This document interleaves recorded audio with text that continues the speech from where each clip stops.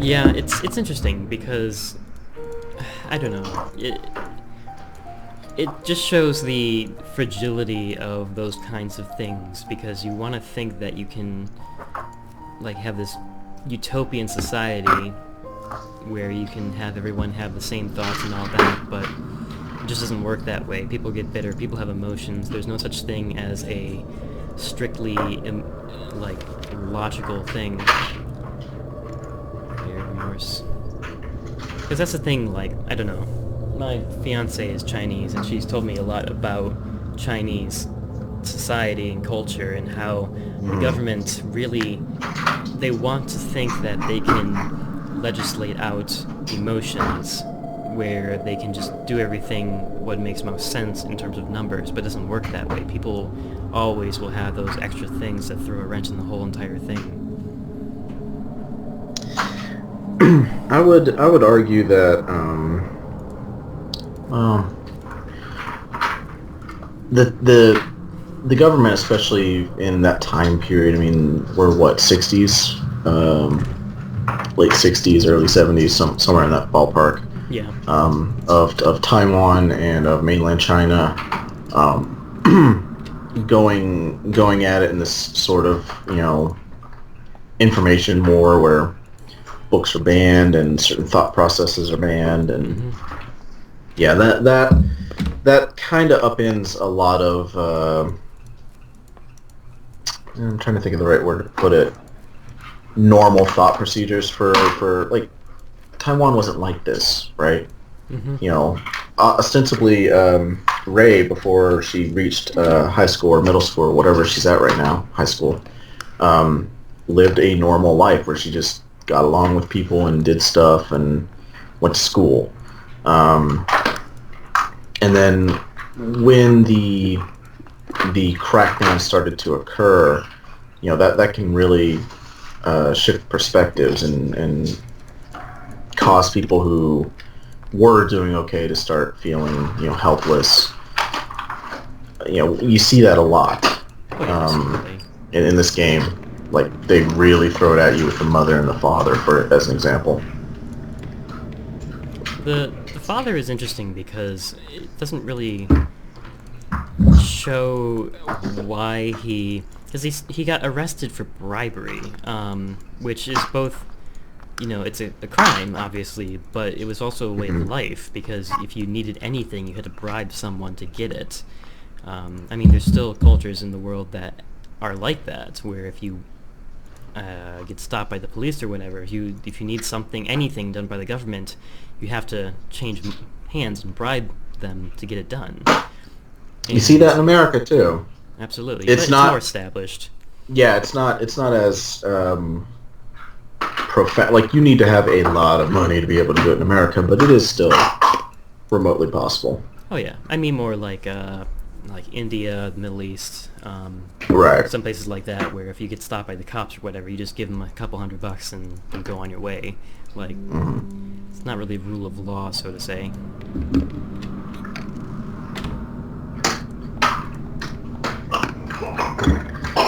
It took the took you less time to solve the light puzzle than I did. Because that one had me stumped for a bit. I was like, what? Yeah, it's one of those things where there's really only one thing you can do, so... Puzzles in this game are kind of I think they're pretty clever, they're just not very, like, difficult. Which isn't necessarily a bad thing, because I've played some adventure games where it's just complete bullshit. At least all the inventory puzzles in here make sense. So this is where you're kind of revealed that Ray more or less sold everybody out. Absolutely. You kind of had the hints, but this is kind of where it's confirmed, and you give it to that instructor by guy. Yep. Now I don't. Sorry? Go ahead. No, go ahead. I was going to say, that list is something that was shown in the very beginning seconds of the game, and now it's coming back to haunt you. Now, I don't know if you know, maybe you do, but this game has two endings. Does it? It does. Now, I kind of came late in the game, so I don't know exactly what you picked for your other options where you meet with the shadow version of yourself. But basically, depending on those options, determines whether you get the true ending or the bad ending. Interesting. I don't know what to see because, like I said, I think Yep. we're at the very end. I don't know. Hopefully the true ending. I'll be able to tell here pretty soon. But I don't know. Probably won't say anything because I want you to kind of formulate your own opinion. Both endings are good, actually. The true ending has a little bit more meat on it, but both endings are actually considered canon. You know, they're believable. It's not Because like one where it's like it's a very long story and makes everything make sense. Another one where it's just a cop out because that's usually how they go. yep.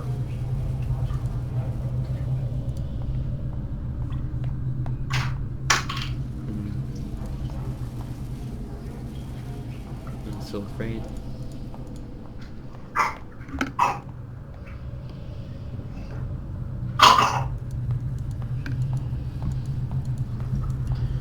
Well,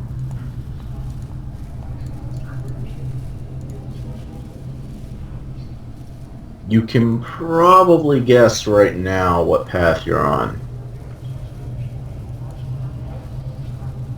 I don't know. Yeah, well, Probably not a good one. no, it's not. You did get put onto the bad ending because look at all this shit. That's not good. So basically, if you don't like accept what you did, then you get thrown in the bad ending. Correct. The options that you're given on each of those, where you're talking to your shadow self, each of them has an option that Ray is independent and wants to focus on bettering herself, and I don't want to say positive, but I guess more forward thinking. Whereas the other options are usually something like quietly accept my fate, or who gives a shit. So if you pick the wrong one, Shadow Ray will kind of just give you some ellipses and say up, oh, and then vanish. But if you pick the good option for each of those, you'll get a couple lines of dialogue. Okay. I mean, I picked the ones that would made some more sense because of her character, how she treats it. So that makes sense because most of the time she's been treating it as, oh, that's not good. No, this is, yeah. So the reason that both endings are actually considered canon is because in the good ending, you actually will play as Wei out of prison. He comes back to the school and he revisits certain parts and he accepts what Ray did and forgives Ray. But in the bad ending, it shows how Ray took her life, which is this. And that's why she's stuck in purgatory, doomed to forever repeat everything that ever happened. It also is a callback to when you first got into the controlling Ray, where the guy was hanging upside down. Yep, absolutely. Throat to get a key out. Jesus Christ. A little bit heavy-handed on that metaphor. But, yeah, that makes sense. That's Detention, yeah. I mean, you did get through it. And for Red Candle Games, who is the developers of this game, they are, unironically, this is their flagship game, right? This is the very first game that they published under that name. And I was taken in right away. Like, I started doing a whole bunch of research into martial law back in that time period. I started, doing a whole bunch of research into, you remember the shrine where she throws the wooden tchotchkes, and depending on which side comes up, it would give her, like, a fortune? Yeah, the judge. Yeah. That's an actual thing, that people would use for fortune telling back then. and well wishes and all that stuff. So I started really diving deep into this kind of culture and territory, and I found it fascinating. So, I mean, Red Candle Games, good job. Like, Yeah, excellent. certainly seems like they really knew what they were talking about, and it is interesting how,